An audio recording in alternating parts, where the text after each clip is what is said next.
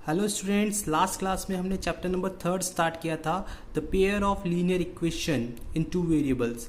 इसमें हमने एक्सरसाइज 3.1 हमारी कंप्लीट की थी।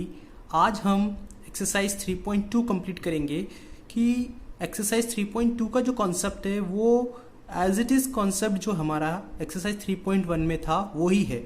यहाँ पर हमें थोड़ा सा फोकस करना है कि जो हमने 3.1 में कॉन्सेप्ट पढ़ा था या इंट्रोडक्शन क्लास में हमने जो कॉन्सेप्ट पढ़ा था उसी कॉन्सेप्ट को हमें यहाँ पर इनबिल्ट करना है। तो अब आज हम देखते हैं एक्सरसाइज 3.2। तो the question of exercise 3.2, first question is that form the pair of linear equation in the following problems and find their solution graphically. आपके पास यहाँ पर दो क्वेश्चंस दिए हुए हैं, वर्ड प्रॉब्लम में है एंड इन वर्ड प्रॉब्लम की आपको इक्वेशन फॉर्म करनी है एंड इक्वेशन फॉर्म करने के बाद आपको इसका जो सॉल्यूशन है वो सॉल्यूशन आपको ग्राफिकली फाइंड आउट करना है। तो पहला क्वेश्चन है that is 10 students of class 10 took part in a mathematical quiz. If the number of girls is 4 more than the number of boys, find the number of boys and girls who took part in the quiz. देखिए word problem है, तो word problem में हमारे पास सबसे पहली चीज हमें ये दे रखी है कि क्लास के अंदर आपको टोटल 10 स्टूडेंट्स ने पार्टिसिपेट किया है मैथमेटिकल क्विज में। इसमें सेकंड कंडीशन आपको ये दे रखी है कि नंबर ऑफ गर्ल्स जो है वो 4 मोर देन है बॉयज। तो हम इस स्टेटमेंट को किस तरह से मैथमेटिकली एक्सप्रेशन में रिप्रेजेंट करेंगे वो हमें करने के बाद हमें यहाँ पर उसकी इक्वेशंस को ग्राफिकली सॉल्व करना है और हमें हमारा आंसर फाइंड आउट करना है।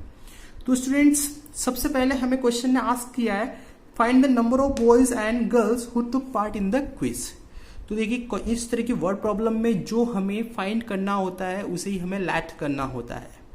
तो हमें यहाँ पर number of boys and girls की कितने नंबर हैं वो हमें यहाँ पे फाइंड आउट करने हैं। तो हम यहाँ पे उसे लैट करेंगे कि यहाँ देखिए हमारा सॉल्यूशन में हमने लैट किया है let the number of girls be x and the number of boys be y, कि हमने नंबर ऑफ गर्ल्स को हमने x लेट किया है और नंबर ऑफ बॉयज हमने y लेट किया। अब हमारे कंडीशंस जो है हमारे अकॉर्डिंग टू क्वेश्चन, हमारी पहली कंडीशन क्या आती है कि टोटल 10 स्टूडेंट्स ने पार्टिसिपेट किया, यानी कि टोटल 10 स्टूडेंट ने मैथमेटिकल क्विज में पार्टिसिपेट किया तो उसमें बॉयज भी होंगे और उसमें गर्ल्स भी होगी।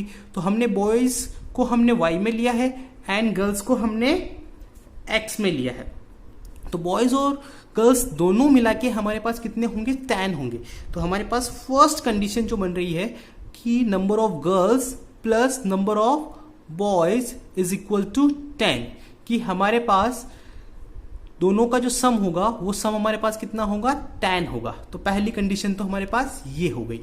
सेकंड सिचुएशन में हमें क्या दे रखा है कि the number of girls is 4 more than number of girls, number of girls को हमने किस में लिया है x में, number of girls is 4 more than number of boys, यानी कि जो गर्ल्स है वो हमारी बॉयज से 4 ज्यादा है। तो यानी कि अगर हमारी गर्ल्स की जो क्वांटिटी वो हमारी x है तो जो बॉयज हमारे y है तो y प्लस 4 होगा तभी जाके वो गर्ल्स की क्वांटिटी के बराबर होगा। यानी कि हम बोल सकते हैं कि the number of girls is 4 more than boys.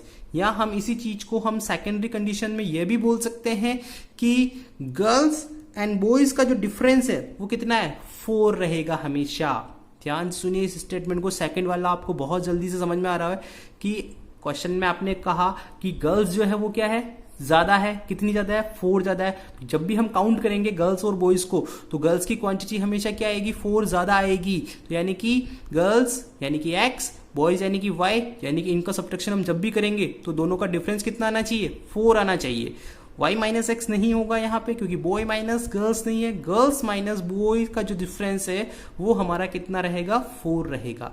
तो अब हमें यहाँ पर इसकी कोऑर्डिनेट टेबल प्रिपेयर करनी है। तो कोऑर्डिनेट टेबल प्रिपेयर करने के लिए हमारे पास दोनों इक्वेशन आ गई है, x plus y is equal to 10, ये हमारी फर्स्ट इक्वेशन है। आइदर आप x को सेपरेट कर लीजिए, आप आइदर y को सेपरेट कर लीजिए। तो सपोज अगर मैं यहाँ पर x plus y is equal to 10 है, इसको मैं सेपरेट करता हूँ x is equal to 10 minus Y.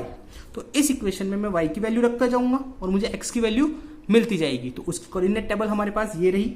कि ये फर्स्ट हमारी कोऑर्डिनेट टेबल है। तो फर्स्ट कोऑर्डिनेट टेबल में देखिए, अगर मैं यहाँ y की जगह 6 प्लेस किया है मैंने, अगर मैं यहाँ 6 पुट करता हूँ तो 10 - 6, x की वैल्यू कितनी हो जाएगी 4, तो x हमारा पास हम मिल जाएगा 4 एंड y हमारे पास हमने पुट किया 6। अगर मैं y की जगह 4 पुट करता हूँ, y की जगह मैं 4 पुट किया तो 10 - 4 x हो जाएगा हमारे पास 6। अगर y की जगह हमने 7 पुट किया तो 10 - 7 तो x हमें मिल जाएगा 3, और y की जगह हमने 8 पुट किया तो 10 - 8 x हमें मिल जाएगा 2। तो इस तरह से हमारी ये कोऑर्डिनेट टेबल फर्स्ट हमारी प्रिपेयर होती है। सेकंड हमारे पास, सेकंड कंडीशन में हमारे पास क्या है कि number of girls x is equal to y + 4, boys से 4 ज्यादा है। तो हमने यहाँ पर देखिए ये इक्वेशन यहाँ पर ऑलरेडी वेरिएबल सेपरेटेड इक्वेशन है, तो यहाँ हम y की वैल्यू रखते जाएंगे और हमें x की वैल्यू मिलती जाएगी। तो हमने यहाँ पे y की वैल्यू 4 पुट की है, तो 4 + 4 तो x हमारे पास कितना हो जाएगा 8 हो जाएगा। y की वैल्यू हमने यहाँ पे सेकंड 2 पुट की है, तो 2 + 4 x हमें कितना मिल जाएगा 6, और y की जगह हमने यहाँ पे 3 पुट किया है, तो 3 + 4 x हमें मिल जाएगा 7। ओके, तो स्टूडेंट्स हमने यहाँ पर लास्ट क्लास में हमने ये डिस्कस किया था कि किसी भी इक्वेशन को अगर हमें ग्राफिकली सॉल्व करना है तो हम उसका नेचर ऑफ ग्राफ हम पहले से ही पता कर लेते हैं। तो यहाँ पे देखिए हमारे पास 2 इक्वेशन है, एक इक्वेशन तो ये रही और फर्स्ट और सेकंड इक्वेशन है। तो हमारे पास फर्स्ट इक्वेशन है x + y is equal to 10, और सेकंड इक्वेशन हमारे पास x - y is equal to 4। आप ये इक्वेशन बोले चाहे ये इक्वेशन बोले, एक ही बात है। तो अब हमारे पास फर्स्ट इक्वेशन और सेकंड इक्वेशन की हम बात करते हैं। तो यहाँ पर a1 कितना है 1 और a2 कितना है 1, तो a1/a2 और b1/b2 हम यहाँ इनिशियली चेक करते हैं। तो यहाँ पे देखिए 1/1, तो a1 और a2 1/1, b1 कितना है 1 और b2 कितना है -1। तो यहां देखिए a1/a2 not equal to b1/b2। तो ये हमारी जो फर्स्ट कंडीशन आई है, ये फर्स्ट कंडीशन हमारी आई है इंटरसेक्टिंग प्रॉपर्टी की, और इंटरसेक्टिंग प्रॉपर्टी का यानी कि equation has one unique solution, यानी कि हमें इसका जो ग्राफ मिलेगा वो ग्राफ हमें कैसा मिलेगा, इंटरसेक्टिंग ग्राफ मिलेगा, और इंटरसेक्टिंग ग्राफ का हमें यूनिक सॉल्यूशन मिलेगा। तो हमें हमारा आंसर आएगा। तो ये अपने माइंड में हमें अच्छे से सेट कर लेना है। तो अब स्टूडेंट्स हमें इसका क्या करना है, ग्राफ प्लॉट करना है। तो according to the coordinate table हम हमारे पॉइंट्स को प्लॉट कर देंगे। तो आपको अपना कार्टेशियन प्लेन पे अपना ग्राफ बना लेना है, x axis and y axis के साथ आपको देख लेना। वैसे बेसिकली हमने सारी वैल्यूज हमने पॉजिटिव ही रखी है, क्यों, क्योंकि हमें पता है कि इस क्वेश्चन का जो आंसर आएगा वो आंसर हमारा पॉजिटिव ही आएगा। नंबर ऑफ बॉयज और गर्ल्स कभी भी नेगेटिव नहीं हो सकते, तो हमने उस स्केल को थोड़ा सा मिनिमाइज किया है। तो मैक्सिमाइज स्केल जो रहेगा वो हमारा पॉजिटिव डायरेक्शन का ही रहेगा। तो अब हमने यहाँ पे पहला पॉइंट हमने प्लॉट किया है 4 6, पहला पॉइंट हमारा रहेगा 4 6। तो ये हमारा x4 है, ये हमारा y6 है, तो this one is our 4 6। Okay, 6 4, ये 6 and second one is 4। Third point is 7 3, this is 7 and this one is 3 and this one is 8 and this one is 2।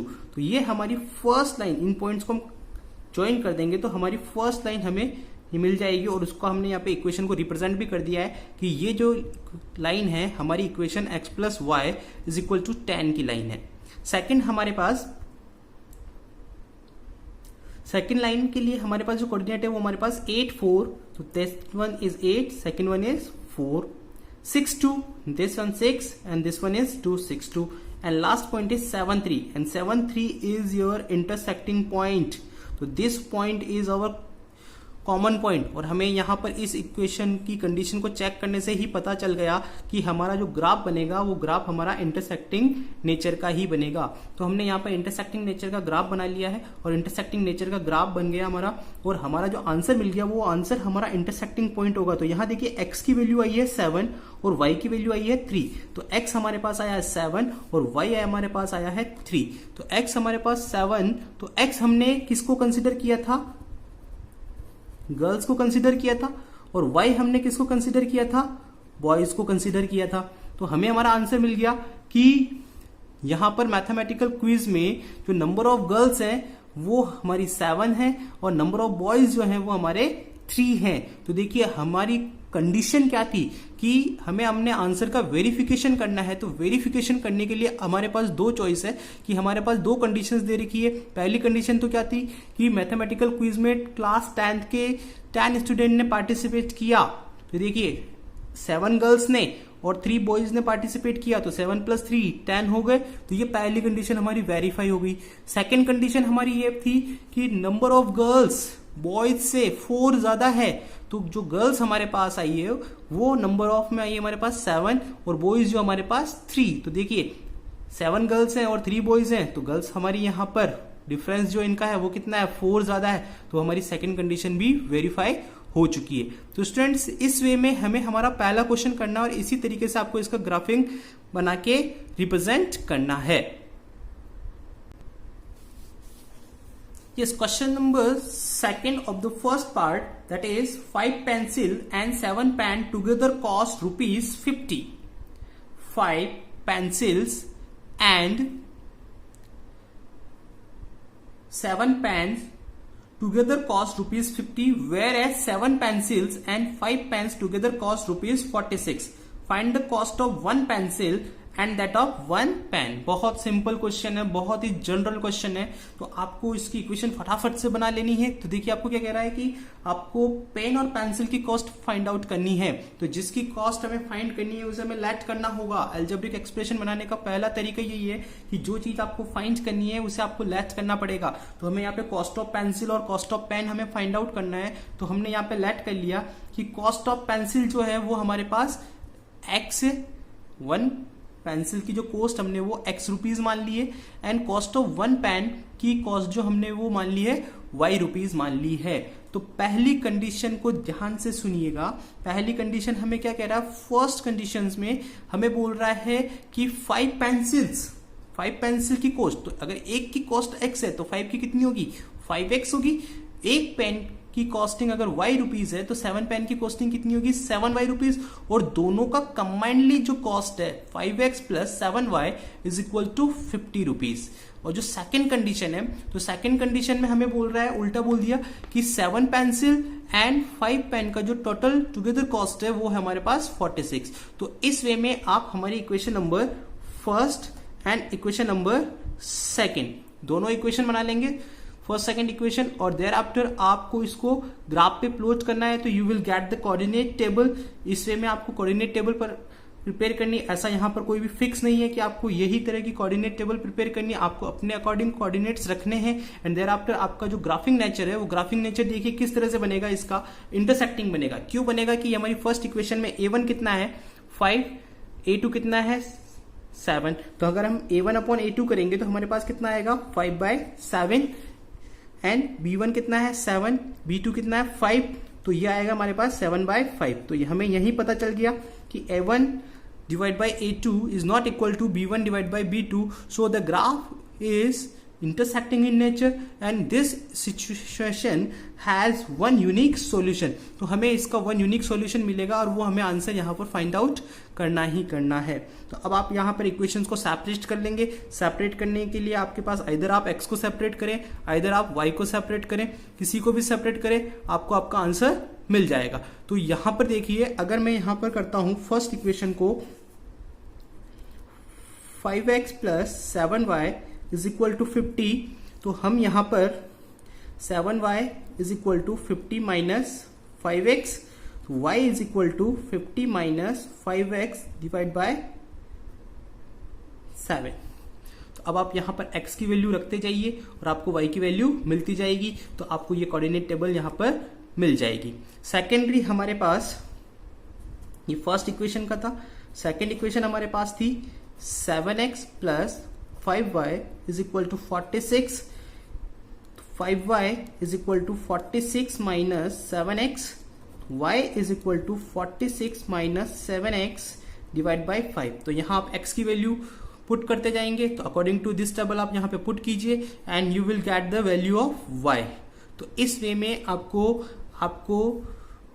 आपकी कोऑर्डिनेट्स को यहाँ पे प्लॉट करना है एंड प्लॉट करने के बाद आपको ये ग्राफ मिलेगा। इस ग्राफ में यहाँ पर जो पॉइंट आ रहा है वो पॉइंट देखिए एक इंटरसेक्टिंग पॉइंट आ रहा है, दैट इज 3, 5। और ये 3, 5 देखिए दोनों ही कोऑर्डिनेट टेबल में कॉमन है। तो यही हमारा सॉल्यूशन है।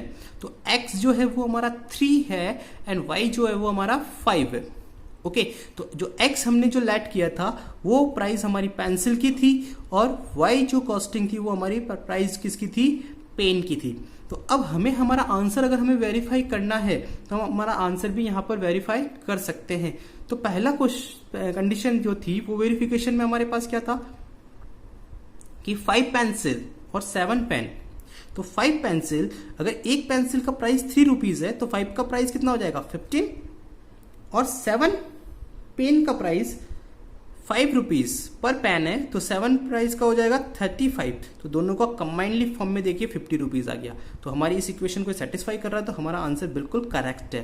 सेकंड कंडीशन में हमारे पास उल्टा था 7 पेंसिल, तो 7 पेंसिल का जो प्राइस 3 पर पेंसिल तो that is 21 plus 5 pencil, 5 pencil का प्राइस 5 पेन का प्राइस पर 5 रुपीज दैट इज 25, तो दैट इज 46। तो ये हमारी सेकंड इक्वेशन को भी सेटिस्फाई कर रहा है। तो इस तरीके से हम हमारे आंसर को वेरीफाई कर सकते हैं। तो स्टूडेंट्स, इस तरह की कोई भी प्रॉब्लम आए तो आपको अभी हम जब कैलकुलेशन मेथड्स के दूसरा मेथड देखेंगे तब हमारे पास ये आंसर पहले से ही होगा।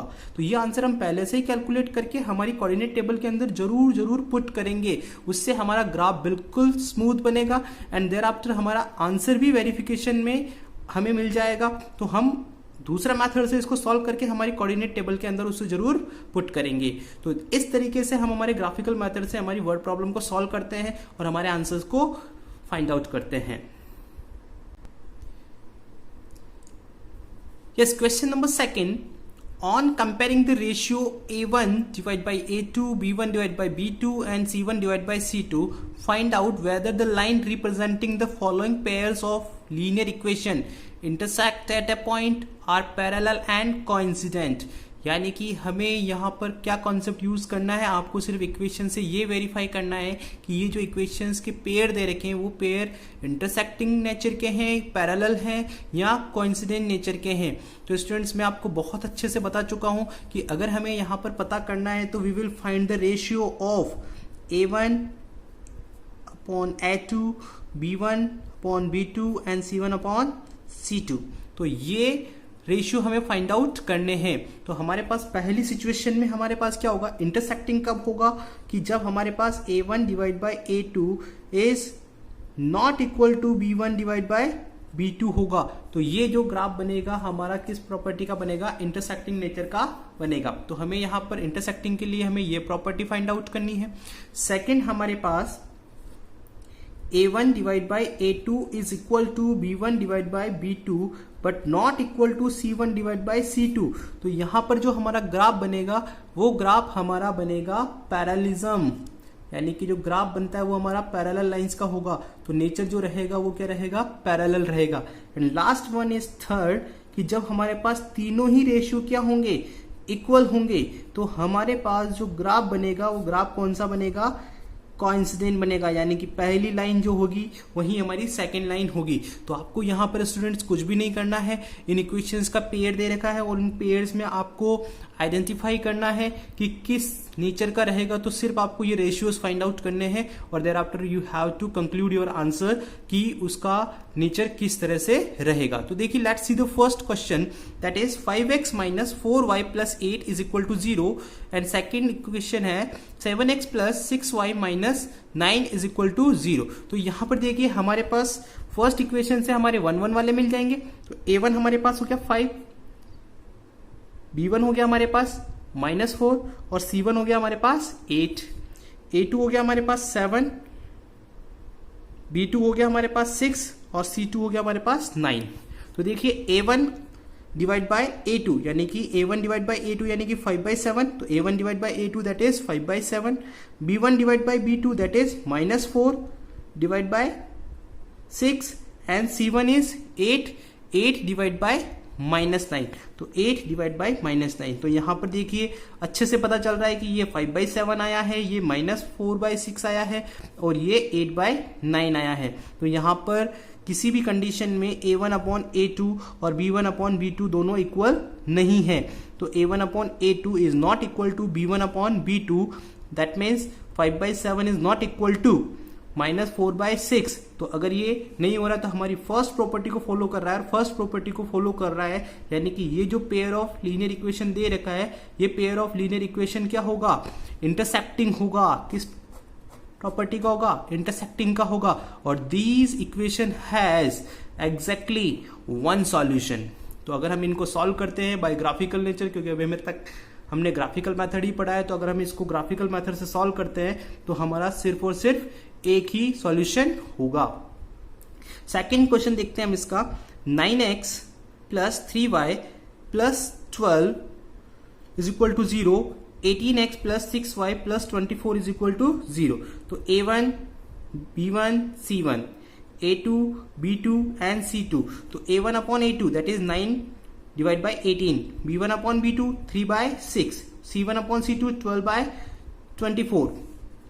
तो ये हमारे पास तीनों के रेशियो आ गए, 9/18, 3/6 एंड 12/24। तो देखिए तीनों का जो रेशियो आया वो कितना है, इसको हम सिंप्लीफाई करेंगे तो 1/2, 1/2, 1/2 means that A1/A2 = B1/B2 = C1/C2। तो अगर हमारे पास दोनों ही कंडीशंस में हमारे पास रेशियो जो आ रहा है वो रेशियो क्या आ रहा है, तीनों का क्या आ रहा है, सेम आ रहा है। तो सेम रेशियो आ रहा है, दैट मीन्स क्या होगा, third property coincident that is represent coincident property. And coincident property का क्या होगा हमारे पास, इनफाइनाइट मैनी सॉल्यूशंस। तो थर्ड क्वेश्चन हमारे पास है 6x - 3y + 10 = 0, 2x - y + 9 = 0। तो A1 हमारे पास यहां पर कितना है, 6 है। A2 हमारे पास कितना है, यहाँ पे 2 है। B1 हमारे पास -3 है, और B2 हमारे पास है -1, C1 हमारे पास 10 है, और C2 हमारे पास 9 है। तो 6/2 that is the first ratio, B1/B2 -3 -1 that is second ratio, and 10 / 9 that is third ratio. तो यहां पर हमारे पास 3 आया है A1/A2, और ये माइनस से माइनस कैंसिल आउट हो जाएगा, तो B1/B2 भी हमारे पास 3 आएगा, और C1/C2 हमारे पास आया 10/9। तो A1/A2 = B1/B2 is not equal to C1/C2। Okay, 3 = 3 but not equal to 3 but not equal to 10/9।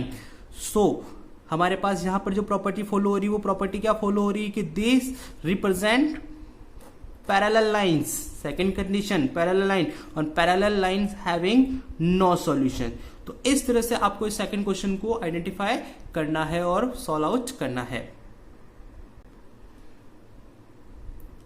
Question number third आपको ही सॉल्व करना है, सेल्फ सॉल्व करना है, सेल्फ इवैल्यूएशन करना है, बट उसका जो कॉन्सेप्ट है वो कॉन्सेप्ट में बता देता हूं, क्योंकि वो सिमिलरली क्वेश्चन नंबर सेकंड के जैसा ही है। तो सेकंड क्वेश्चन का जो कॉन्सेप्ट है वो ये था, A1/A2 is not equal to B1/B2। तो हमारा जो पेयर बनेगा वो इंटरसेक्टिंग लाइन में बनेगा।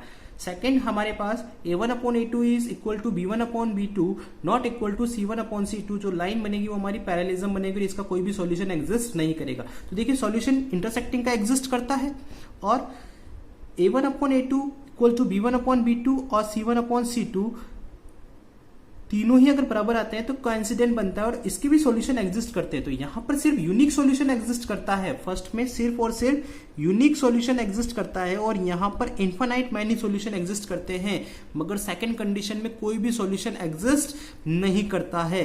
तो यहां पर थर्ड क्वेश्चन में आपको एक प्रॉपर्टी पता करनी है, that is consistent pair of linear equation और inconsistent pair of linear equation. तो आपकी पेयर ऑफ लीनियर इक्वेशन जो है वो कंसिस्टेंट भी हो सकती है और इनकंसिस्टेंट भी हो सकती है। तो अब आपको यह बताना है कि किस सिचुएशन में आपकी इक्वेशन जो है वो कंसिस्टेंट होगी और किस सिचुएशन में आपकी इक्वेशन इनकंसिस्टेंट होगी। तो अब आपको बहुत सिंपल से वर्ड में आपको ध्यान में रखना है, कंसिस्टेंट पेयर ऑफ इक्वेशन, जैसे ये पेयर है हमारे पास, एक इक्वेशन ये दे रखी है हमें और एक इक्वेशन हमें ये दे रखी है, तो ये पूरा पेयर हो गया हमारे पास दो इक्वेशन का। अब इन इक्वेशन की प्रॉपर्टी हमने चेकआउट करी, ये वाली, अगर इनका सॉल्यूशन एग्जिस्ट करता है अगर किसी का सॉल्यूशन एग्जिस्ट करता है तो वो पेयर हमारा क्या कहलाता है, कंसिस्टेंट कहलाता है। That means equation has solution, तो वो पेयर क्या कहलाएगा आपका, कंसिस्टेंट कहलाएगा। और इक्वेशन हैज नो सॉल्यूशन, अगर किसी का सॉल्यूशन नहीं होता है तो वो हमारी क्या कहलाएगी, इनकंसिस्टेंट कहलाएगी। तो यहां पर देखिए कंसिस्टेंट का नेचर कौन सा होगा, तो हमारे पास इसका यूनिक सॉल्यूशन होता है और इसके इनफाइनाइट मेनी सॉल्यूशन होते हैं, किसके, इंटरसेक्टिंग के और कोइंसिडेंट के। तो कंसिस्टेंट में कौन कौन आएगा, कि जिसकी प्रॉपर्टी इंटरसेक्टिंग नेचर की होगी और कोइंसिडेंट नेचर की होगी, वो इक्वेशंस हमारी क्या होगी, consistent pair of linear equation होगी। और जिसका कोई भी सॉल्यूशन एग्जिस्ट नहीं करेगा वो इक्वेशन हमारी क्या होगी, इनकंसिस्टेंट होगी। यानी कि अगर मैं कहता हूं तो मेरे यहां पर पैरेलल कंडीशन वाली जो सिचुएशन है वो सिचुएशन मेरे पास क्या होगी, इनकंसिस्टेंट होगी, क्योंकि उसका कोई भी सॉल्यूशन एग्जिस्ट नहीं करता।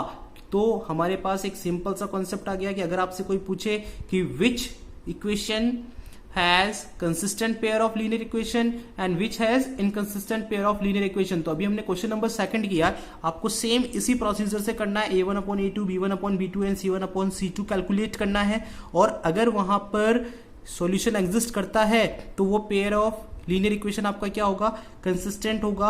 और अगर वहां सॉल्यूशन एग्जिस्ट नहीं करता है तो पेयर ऑफ इक्वेशन आपका क्या होगा, इनकंसिस्टेंट होगा। तो अभी हमने यहाँ पे डिस्कस किया था, तो देखिए इस वाले क्वेश्चन में हम यहाँ पर डिस्कस कर रहे हैं, तो यहां पर हमारे पास क्या था, इंटरसेक्टिंग था। तो इंटरसेक्टिंग का क्या होता है, एग्जैक्टली वन सॉल्यूशन एग्जिस्ट करता है। तो एग्जैक्टली वन सॉल्यूशन एग्जिस्ट करता है तो ये पेयर जो ऑफ लीनियर इक्वेशन जो है हमारी कौन सी है, फर्स्ट वाली कंसिस्टेंट होगी। क्या होगी, ये कंसिस्टेंट होगी। सेकंड का हमारे पास देखिए इसका जो कंडीशन आई थी वो हमारे पास क्या आई थी, कोइंसिडेंट आई थी। और कोइंसिडेंट के क्या होंगे, इनफाइनाइट मैनी सॉल्यूशंस होंगे। तो ये पेयर ऑफ लीनियर इक्वेशन भी हमारे पास क्या था, कंसिस्टेंट था। और थर्ड हमारे पास कौन सी कंडीशन आई थी, पैरेलल लाइन, और parallel line equation has no solution. तो ये पेयर जो आया इन दोनों लाइनों का, दैट इज इनकंसिस्टेंट। तो आपको अच्छे से समझ में आ गया होगा कि पेयर ऑफ लीनियर इक्वेशन कब तो कंसिस्टेंट होती है और कब इनकंसिस्टेंट होती है। कि जिनका सॉल्यूशन होता है तब वो हमारी कंसिस्टेंट होती है, और सॉल्यूशन किस किस का होता है, इंटरसेक्टिंग का और कोइंसिडेंट का ही होता है। और इनकंसिस्टेंट कब होती है, जब पेयर ऑफ लीनियर इक्वेशन का कोई सॉल्यूशन एग्जिस्ट नहीं करता है। और सॉल्यूशन कब एग्जिस्ट नहीं करता है, जब वो पैरेललिज्म की कंडीशंस को फॉलो करती है। और आपको इस पूरे चैप्टर में ये तीनों कंडीशंस बहुत अच्छे से फॉलो करना आना चाहिए। तो by this way we can solve our third question.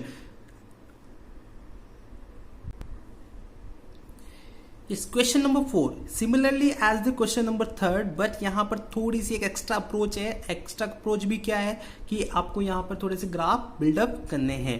तो देखिए same as it is question number 3, which of the following pair of linear equation are consistent and inconsistent. अभी जस्ट हमने डिस्कस किया है कि कंसिस्टेंट क्या होगा और इनकंसिस्टेंट क्या होगा।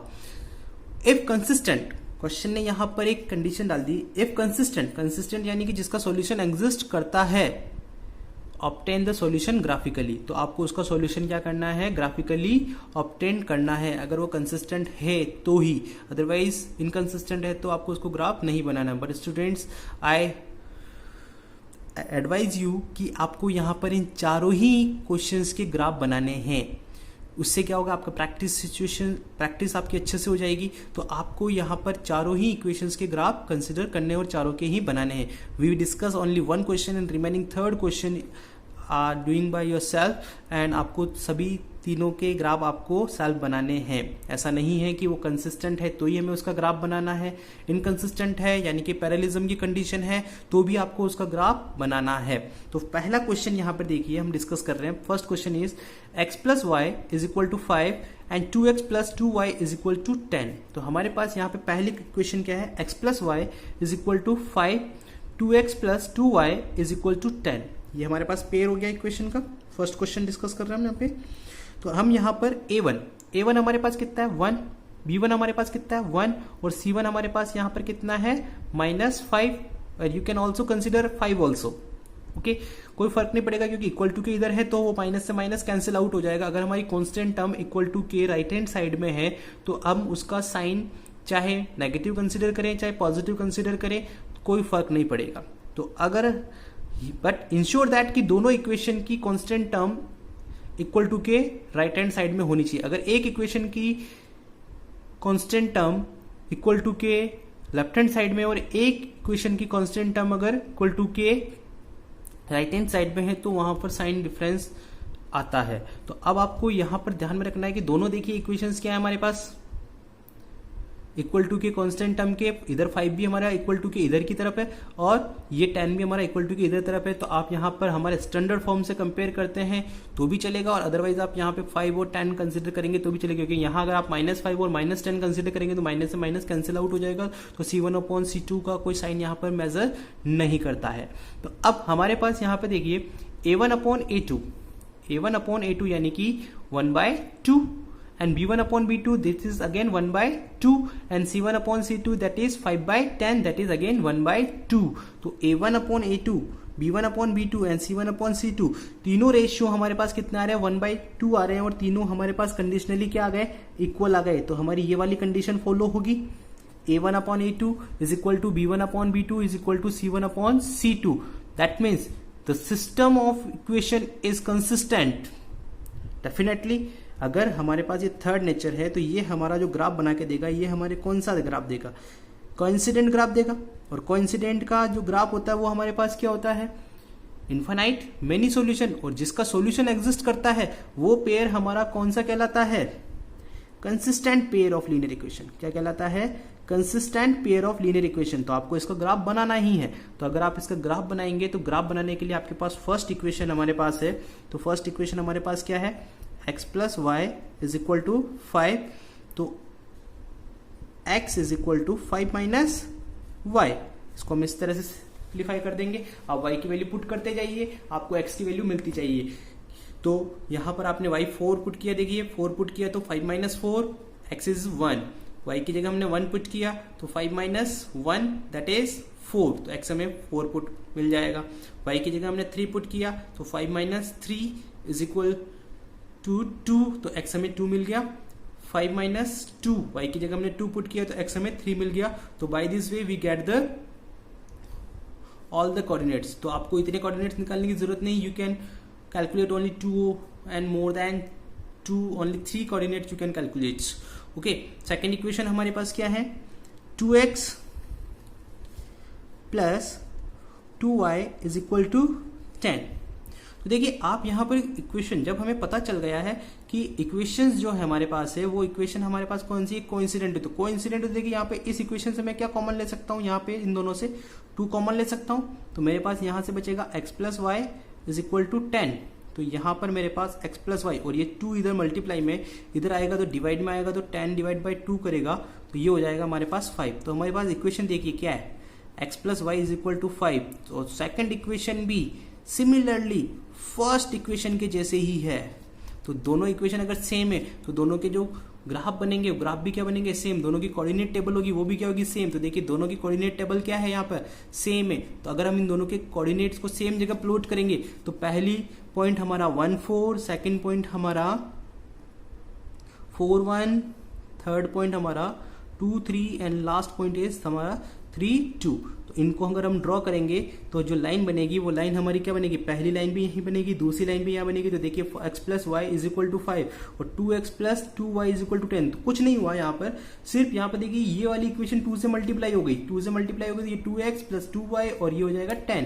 तो ये अगर हमारी हो गई 2x plus 2y is equal to 10। तो कभी भी इक्वेशन अगर इस तरह से दी हुई होती है और हमें उसकी कोइंसिडेंट इक्वेशन निकालनी होती है तो हम क्या करेंगे किसी भी एक कॉमन मल्टीप्लायर से सारी टर्म को क्या कर देंगे मल्टीप्लाई कर देंगे। तो उससे जो हमें इक्वेशन मिलेगी वो इक्वेशन हमें कौन सी मिलेगी कोइंसिडेंट प्रॉपर्टी की मिलेगी। तो कोइंसिडेंट प्रॉपर्टी की मिलेगी तो उसके हमारे पास क्या होंगे जो ग्राफ बनेगा वो सेम लाइन बनेगी और इनफाइनाइट मेनी सॉल्यूशंस एग्जिस्ट करेंगे। तो यानी कि वी कैन से कि इस लाइन पर available each and every point जैसे हमने 4 पॉइंट कैलकुलेट किए 4 पॉइंट हमारी सभी इक्वेशंस को क्या करेंगे, इन दोनों इक्वेशन को सेटिस्फाई करेंगे and these are our solution set. By the same way आपको रिमेनिंग 3 क्वेश्चंस भी करने हैं और उनके ग्राफ आपको ड्रॉ करने हैं। इस question number 5, half the perimeter of a rectangular garden whose length is 4 more than its width is 36 meter. Find the dimension of the garden. तो ये बहुत सिंपल सा क्वेश्चन है कि इक्वेशन फ्रेम करना ही इस क्वेश्चन का मेन टास्क है। तो पहली चीज आपको क्या कह रहा है, half the perimeter of A rectangular garden, कि सपोज मैं यहां पर एक रेक्टेंगुलर गार्डन कंसीडर कर रहा हूं। पहले लॉजिक समझ लेते हैं हम इस क्वेश्चन का, कि ये उसकी लेंथ है और ये उसकी विड्थ है। ओके, ये लेंथ हो गई और ये विड्थ हो गई, हाफ पेरीमीटर। तो सबसे पहले बात तो हमारे पास बात कर रहा है किसकी, हाफ पेरीमीटर की बात कर रहा है। तो हाफ पेरीमीटर क्या होगा रेक्टेंगुलर गार्डन का, कि जो पेरीमीटर होता है वो होता है twice of length plus width. Okay, twice of length plus width. तो ये हमारे पास होता है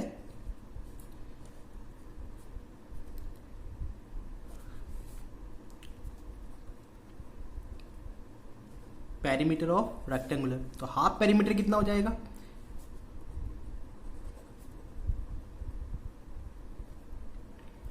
that is this divide by 2, cancel out 2, तो that is L plus b. तो L प्लस बी जो होगा वो होगा half perimeter of rectangular garden. तो वो कितना दे रखा है, half perimeter of rectangular garden, this condition is whose length is 4 more than its width। जो लेंथ है वो विड्थ से कितनी ज्यादा है, 4। तो यहां अगर मैं विड्थ को x मानता हूं तो लेंथ जो होगी वो मेरी क्या होगी, विड्थ से 4 ज्यादा होगी। ओके, जो लेंथ होगी वो मेरी क्या होगी, विड्थ से 4 ज्यादा होगी। तो विड्थ को मैंने x कंसीडर किया है, तो जो लेंथ होगी वो x प्लस 4 होगी। तो यहां पर देखिए late width of garden is x meter। तो length of garden, जिसको मैं y कंसीडर कर रहा हूं, लेंथ को मैं यहां पे वेरिएबल y में ले रहा हूं और विड्थ को मैंने यहां पे x में लिया, मगर y जो है वो क्या होगा, लेंथ से 4 मीटर ज्यादा रहेगा। ओके, तो अब हमारे पास यहां पे कंडीशनली क्या दे रखा है कि half perimeter according to question क्या है हमारे पास, हाफ पेरीमीटर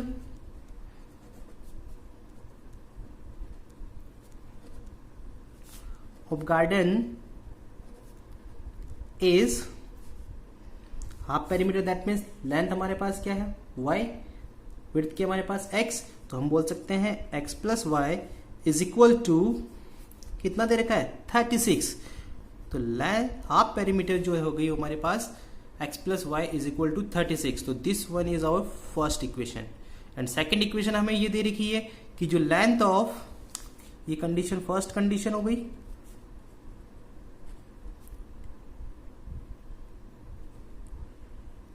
और सेकेंड कंडीशन हमें दे रखी है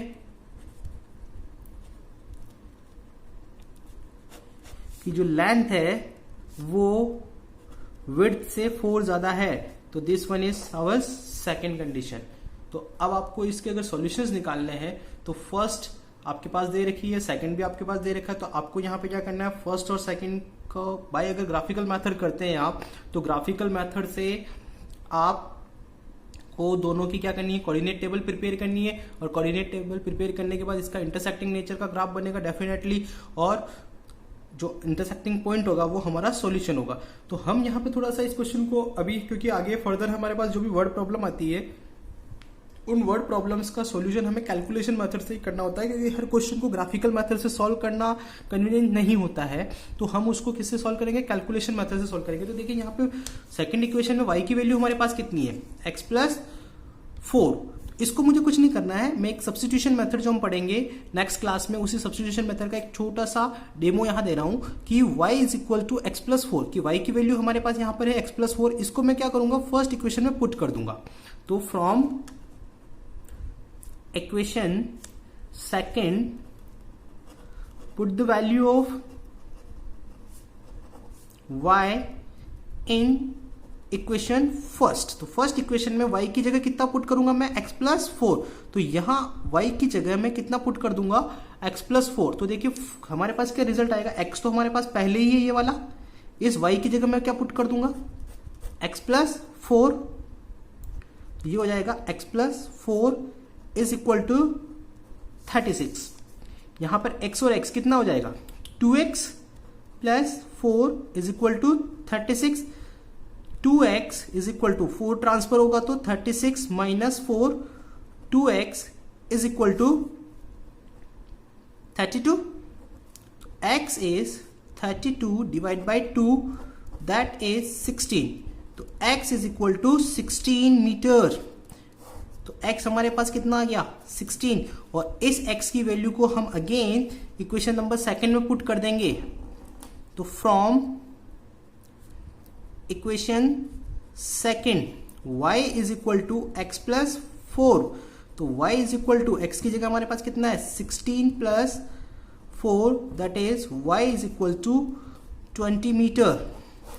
तो देखिए स्टूडेंट्स, हमने यहां पर x और y किसको कंसिडर किया था कि x हमने कंसिडर किया था विड्थ को, तो x हमने विड्थ को कंसिडर किया, तो विड्थ हमारे पास ये है, तो ये हमारे पास कितनी आई है 16 आई है, और लेंथ को हमने कितना कंसिडर किया था y, जो कि हमारी विड्थ से 4 ज्यादा थी, तो ये हमारे पास आई है 20। तो देखिए हाफ पेरीमीटर, आंसर का वेरिफिकेशन 20 प्लस 16 हाफ पेरीमीटर ही हुआ, क्योंकि ये साइड और ये वाली साइड को अगर आप ऐड करेंगे तो ये पूरा पेरीमीटर नहीं होगा, ये हाफ पेरीमीटर होगा, तो इन दोनों का सम कितना आएगा 36। तो देखिए half perimeter of A rectangular garden is 36, first condition को ये क्या कर रहा है सेटिस्फाई कर रहा है। सेकंड हमारे पास क्या है कि जो लेंथ है वो विड्थ से 4 ज्यादा है, तो देखिए यहाँ पे लेंथ हमारे पास कितनी है 20 और विड्थ हमारे पास कितनी है 16, तो दोनों का डिफरेंस देखिए 4। यहाँ हम कह सकते हैं कि जो लेंथ है वो विड्थ से 4 ज्यादा है।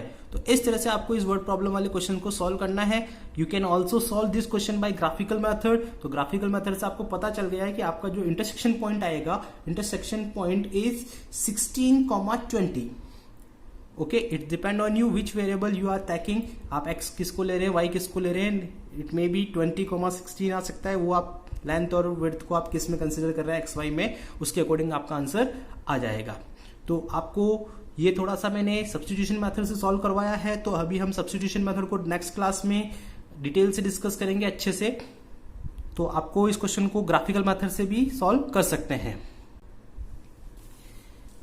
Yes, question number 6. Question number 6 is saying that given the linear equation 2x plus 3y minus 8 is equal to 0, write another linear equation in two variables such that the geometrical representation of the pair so formed is intersecting lines, parallel lines and coincident lines. तो देखिए students, इस question के आपके पास अलग अलग answer होंगे, वो आपकी अंडरस्टैंडिंग लेवल पे होंगे कि इसका कोई एक क्वेश्चन का जो आंसर है वो आंसर कोई यूनिक आंसर नहीं है, वो आपको अपने हिसाब से अपना आंसर डिसाइड करना है। करना क्या है इस क्वेश्चन में, जो ध्यान से समझिए, आपको एक इक्वेशन दे रखी है, आपको इस इक्वेशन के अगेंस्ट आपको एक इक्वेशन और देनी है कि जिससे आपका ये जो पेयर बनेगा, यानी कि आपको एक इक्वेशन देनी है, दे रखी है, और आपको इसका पेयर बनाने के लिए आपको एक इक्वेशन और फाइंड आउट करनी है। जैसे ये मेरी फर्स्ट इक्वेशन हो गई, अब मुझे सेकंड इक्वेशन फाइंड आउट करनी है। ऐसी इक्वेशन फाइंड आउट करनी है जिससे जो पेयर बने वो पेयर इंटरसेक्टिंग लाइन बन जाए, पैरेलल लाइन बन जाए या कोइंसिडेंट लाइन बन जाए, तीनों ही बनाने हैं मुझे यहाँ पे। तो फर्स्ट मेरे पास इंटरसेक्टिंग लाइन बनाने के लिए आपको अच्छे से पता है कि आपकी जो प्रॉपर्टी है वो a1/a2 not equal to b1/b2 होना चाहिए। तो यानी कि यहां 2x प्लस 3y माइनस 8 के अगेंस्ट में अगर इक्वेशन लिख देता हूं 3x plus 8y plus 10 is equal to 0, अगर ये इक्वेशन लिखी तो देखिए मेरे पास ऑलरेडी इक्वेशन कौन सी थी 2x plus 3y minus 8 is equal to 0। तो अब यहां पर देखिए a1 upon a2 2/3 and b1 upon b2 is 3/8. a1 upon a2 is not equal to b1 upon b2. तो ये जो इक्वेशन बनी, ये इक्वेशन हमारी इस इक्वेशन को क्या करती है, इंटरसेक्टिंग इन प्रॉपर्टी करती है. सेकंड, अब मुझे पैरेलल करना है, तो पैरेलल के लिए मुझे इन दोनों का कोफिशिएंट क्या चाहिए, सेम रेशियो में चाहिए. तो सेम रेशियो में चाहिए तो मेरे पास इक्वेशन जो है वो इक्वेशन क्या है, ये इक्वेशन मुझे गिवन दे रखी है और मुझे इसके अगेंस्ट एक इक्वेशन और बनानी है. तो मुझे इन दोनों का रेशियो क्या होना चाहिए, सेम होना चाहिए. तो मैं क्या कहूंगा, अगर मैं किसी भी एक नंबर से इन दोनों कोफिशिएंट्स को क्या करूं, मल्टीप्लाई कर दूं. सपोज मैंने डिसाइड किया 4 से, तो 4 2 8x प्लस 4 3 12y, मगर इसको मैं 4 से मल्टीप्लाई नहीं करूंगा. तो अंडरस्टैंडिंग कॉन्सेप्ट कि हमने यहां पर सिर्फ और सिर्फ a1 अपॉन a2 और b1 अपॉन b2 को ही हमें क्या करना है, सेम रेशियो में लेके आना है. इसी वजह से मैंने कोई भी एक नंबर डिसाइड कर दिया. जैसे मैंने डिसाइड किया यहाँ पे 4 डिसाइड किया था, आप कोई भी नंबर डिसाइड कर लें, उससे क्या होगा देखिए 2/8 एंड 3/12.